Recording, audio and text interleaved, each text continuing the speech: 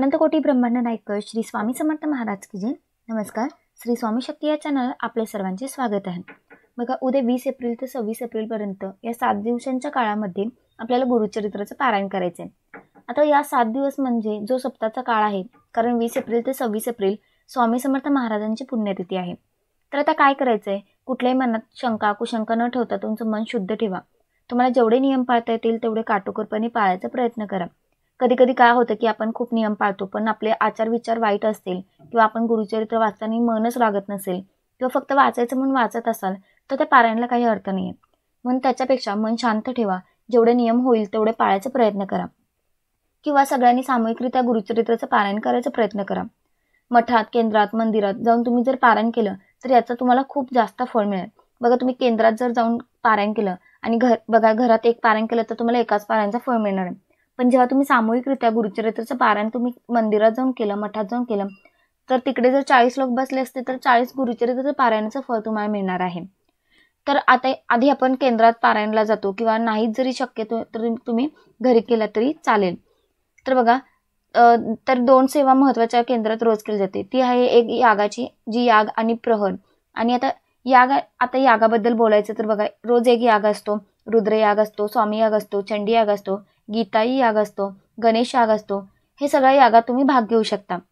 आता बघा मनात एकच ठरायचं की माझ्याकडून जास्तीत जास्त सेवा घडली पाहिजे, हाच एक हेतू मनात असावा। पुढचे 6 महिने आपली ती सेवा चालेल, त्या सेवेचा बँक बॅलन्स आपल्याकडे राहील, एवढी सेवा या 7 दिवसात तुम्हाला करायची। म्हणून याग जिथे जिथे होत आहे जवळपास केंद्रात आवर्जून जा, त्या केंद्रात यागाला बसा तुम्ही। त्याचबरोबर प्रहर, अतिशय आवडतीची सेवा म्हणजे प्रहर।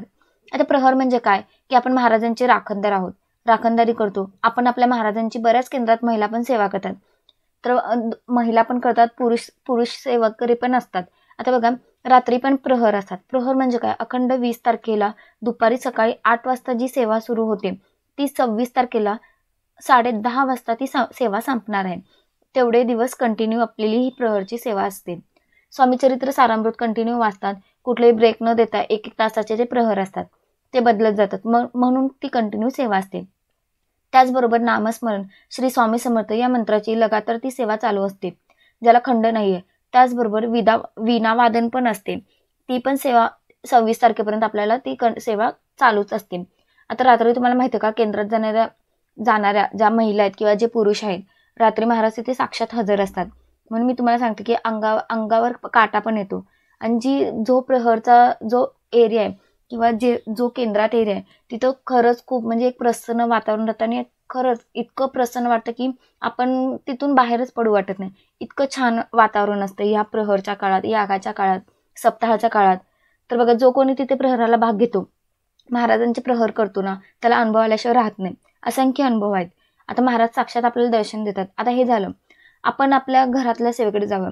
आता घरात सेवा ज्यांना गुरुचरित्र पारायण करणं शक्य होत नाही त्यांनी अर्थात सप्तशती गुरुचरित्र, सार किंवा संक्षिप्त गुरुचरित्र, अगदी गुरुलीलामृत तुम्ही पठण करू शकता किंवा या 7 दिवसात श्री स्वामीचरित्र सारामृताचा संपूर्ण पाठाचं पठण करू शकता। आता ज्यांना शक्य नाही होत त्यांनी 3-3 अध्यायाचं पठण केलं तरी हरकत नाही।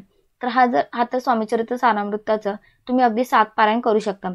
रोज एक पारायण या पद्धतीने तुम्ही 7 पारायण करू शकता। स्वामीचरित्र सारामृताचं पारायण करताना नियम काय आहेत, तर बघा, नियम काहीच नाही आहे। परांनाने मांसाहार कडकडीत वर्ज्य आहे। आणि जर तुम्ही पारायण करणार नसाल गुरुचरित्राचं तरी या 7 दिवसात ज्यांची इच्छा असेल त्यांनी कांदा लसूण वर्ज्य करायचं आहे, अगदी तुमच्या इच्छेवर आहे। तर या काही ज्या सेवा सांगते आहे स्वामीचरित्र सारामृत, तुम्हाला आवर्जून रोज एक पारायण करायचं आहे।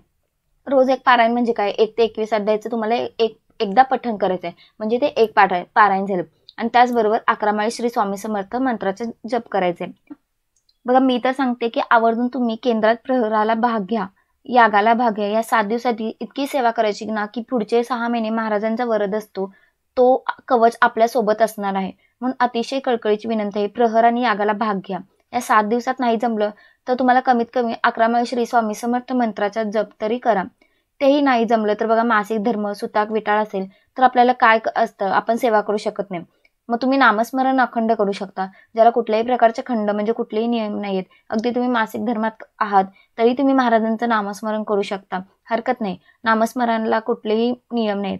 पण महिलांना जास्तीत जास्त सेवा करा. अतिशय कळकळून सांगते. कारण हा सप्ताह नंतर डायरेक्ट डिसेंबरमध्येच आपल्याला मार्गशीर्ष महिन्यात दत्त जयंतीच्या सप्ताहाचीच वाट बघावी लागते. म्हणून ऊन आहे, आपले हाल होतील, ते सगळं बाजूला ठेवा.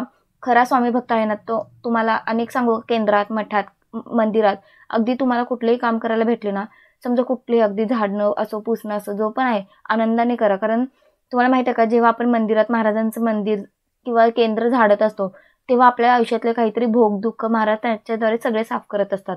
म्हणून केंद्रात जाणं, आरतीला हजर राहणं, प्रहर करणं, याग नाही भेटले तरी जे काम मिळेल ते काम करा. अतिशय उच्च कोटीची सेवा आहे जी महाराज आपल्याकडून करून घेतात. म्हणून जास्तीत जास्त सेवा करायचा प्रयत्न करा. जेवढं तुम्हाला होणार आहे तेवढं करायचा प्रयत्न करा. आणि कोण कोण काय सेवा करणार आहेत ते मला आवर्जून नक्कीच सांगा. आपल्या सगळ्यांनी सामूहिकरित्या पारायणामध्ये भाग घ्यायचा आहे. आणि नाही पारायण करणं शक्य होत तर जास्तीत जास्त महाराजांची सेवा करायची प्रयत्न करा. जेवढी जास्त सेवा करता येईल तेवढी तुम्ही करू शकता. तर बघा, झालेली सेवा मी महाराजांच्या चरणी रुजू करते आणि आजचा व्हिडिओ मी इथेच थांबवते. जर व्हिडिओ आवडला असेल तर व्हिडिओला लाईक करा. चॅनलवर नवीन असाल तर चॅनलला सबस्क्राईब करा आणि जास्तीत जास्त व्हिडिओ हा शेअर करा. तोपर्यंत श्री स्वामी समर्थ.